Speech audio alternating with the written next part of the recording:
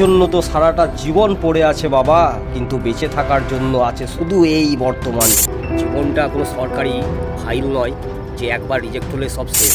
একটা চাকরি হারানো মানে জীবন হারানো নয়। চাকরি তোমার রুটি জোগাড় করতে পারে, কিন্তু তোমার জীবন নয়।